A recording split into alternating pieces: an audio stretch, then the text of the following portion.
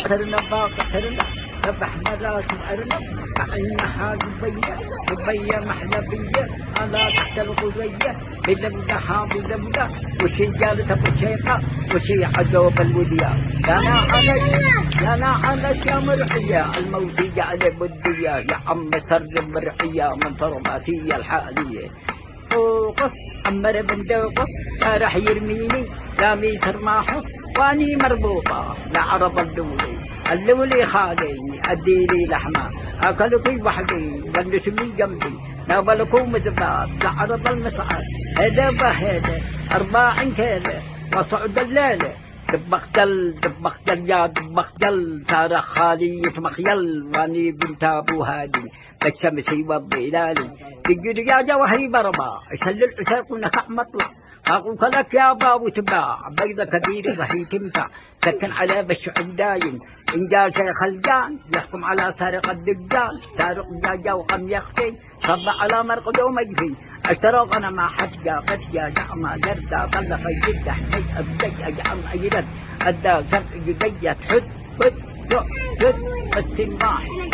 يا قلم يا ابن القلم يا رباعي للغنم اخوتي 8 يلعبوا خولانية بالدكاك العالية والسيوف الجنبية يا دجاجة عمتي اركضي ليش اركضي لعن ابو من يكد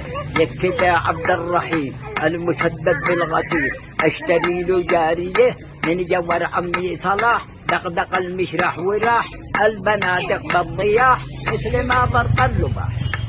بدعنا بالكذب محظي معسبل كلمة الصدق مع على بقية ضمدنا القمال والثورة لشعب وجئنا القمال له هدى قوية وحملنا القمال مع قدح ملح وطلعنا ورا السمارة ملثوية لقينا الأرنب بالشعب تخرف بقطنا جلود مداكئ للرعية عمرنا دار برسقفقفت أرنب وما تبقي مفاسح للرعية وزوجنا مرارا غد مرغب دفر الإبليس يغني له ويلعب ضرب مرفعه بالباب سنب وقال هذه الليلة دوري لي اشجالك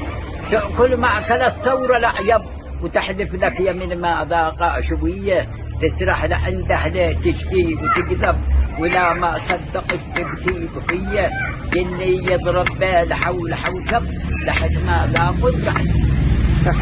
حلو هذه. هذا عن قتيل